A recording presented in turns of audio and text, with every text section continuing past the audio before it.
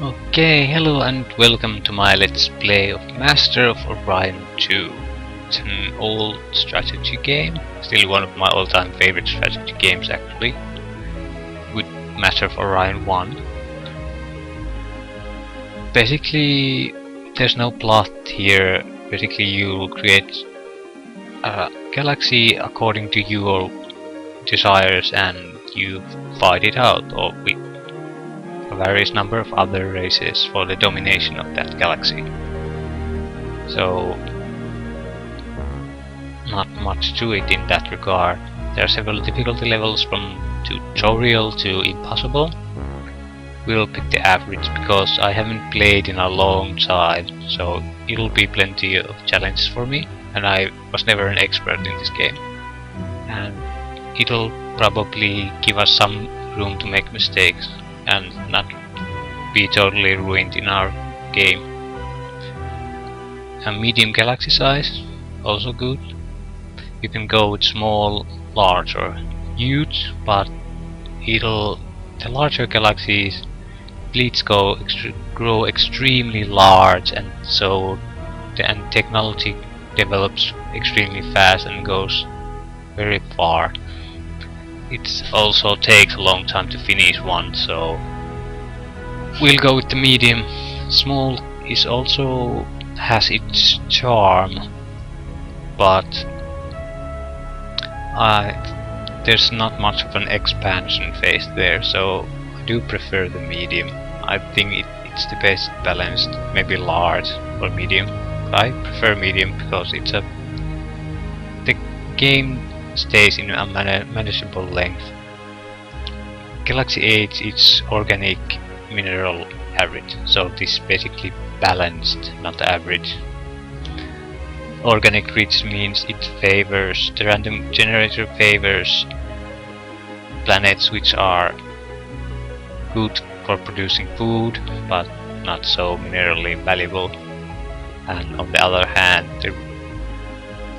the mineral rich means harder to find good food production planets but easier to find good industry production planets.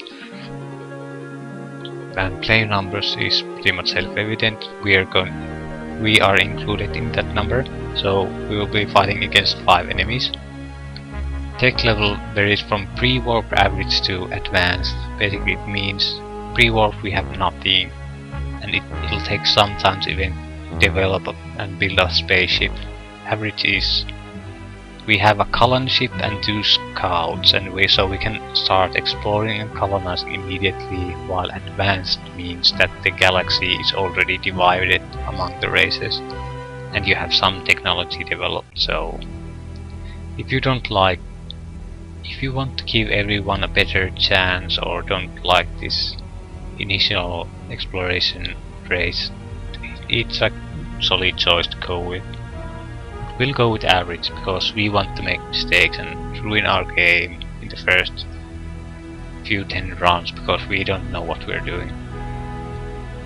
Tactical combat just means we actually manage our ship-to-ship combat, otherwise it's resolved automatically and that sucks. Random events are random events, both good and bad. Not much else to say about them. We'll see them on a constant basis in the game. Antaran attacks are an additional race in addition to those 6 players. They don't conquer the galaxy, but they come from seemingly nowhere and randomly attack our enemies' colonies and planets and bomb them to the ground. There's really no way to counter them in the early games, and their attacks only grow stronger. But the races grow stronger faster than the Antarans grow in size, so they come from a danger to an annoyance, and you can win the game if you manage to destroy the Antaran homeworld. Or it's a one way to do it. The computer won't do it, so it's just another option available for us. There are a lot of races to choose. I'm not gonna go over them. but they're pretty quite distinct and offer different kinds of gameplay types and different gameplay advances. I'm not quite sure what to go with. I'll probably go with merchants or kitty cats, or maybe not. The reason I want to really go with this is because the ship offense plus 50. What it really means is that all our ships has an inbuilt targeting computer, a decent one, so in the early game it's a great advantage, and in the later games it makes much easier to fight against things like fighters and missiles, because thanks to our ship offense bonus we are good enough to target such small targets.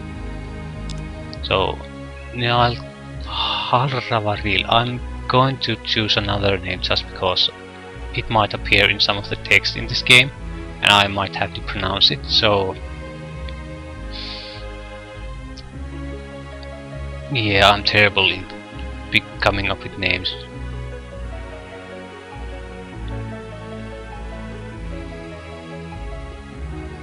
Absolutely terrible. I don't want to get stuck here, so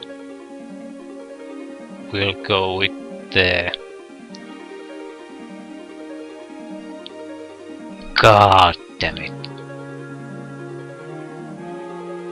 What's a good cat name?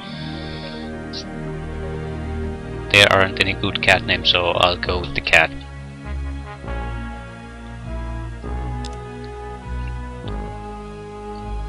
Just so we can get on with it. And we'll be green. It basically determines our flag here, color here, and the design of our ships. Nothing else. Although I do like the green ship design too. Okay, this is the basic view of the game. This is what we'll most be looking at. Then you can look at the individual star systems. They have planets. So this might, but we won't be looking at this that much.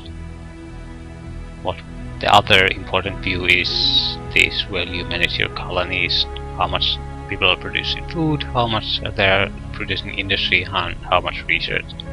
It's really quite simple. That's how much money we're spending, how much money we're earning. And here are every type of morale bonuses. This is our marines stationed on the planet. So, and these are pictures what upgrades are in the system on this world. So it's visual and really simple, so I do like it. I'm gonna put a freighter fleet in production. Yeah, but this is probably the more important one. Every star here is what an system in this galaxy, and the colors tell us something about the system. Red stars are the dimmest, coolest stars, have a poor chance of having planets. If planets do exist, they will have minimal environments and extremely poor mineral resources. So they're not totally random, and we can take a good guess about some home system locations, because they're unlikely to be in, for example, red squares or blue. Blue stars are hottest, emit extreme amounts of solar radiation. Blue star is likely to have planets that will be mineral rich but totally unsuitable to sporting life. So yellow, orange are more likely be some kind of enemy home system, and we don't want to and Terra's and having planets these planets will be high on mineral resources, can barely support life. So that might seem like a good option, but there are also space monsters here, so it might be a death trap. So we'll have to send our scouts first to explore. I'm expecting it to be a death trap, honestly. this is much more likely to. I think these are one of these is probably have inhabited, but this might not be. These are the best choices I think we have to find a decent planet. I'll explain these as we go along. This is set tax rate. You'll get more money, but it reduces your production, so it might be a. If you don't need the money, it's really might as well put it to 0. It'll be more more of an edge to you, an advantage to you to have full production than the little money it produces. And you can also produce money on planets, so it's one way of doing this. Command points. What it basically, command points act as a buffer in this game.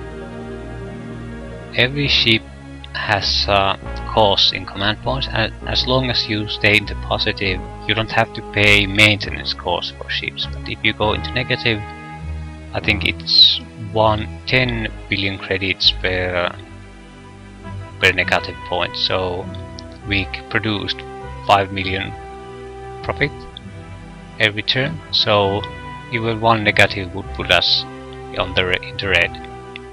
So we want this value to be as high as possible and always on the positive.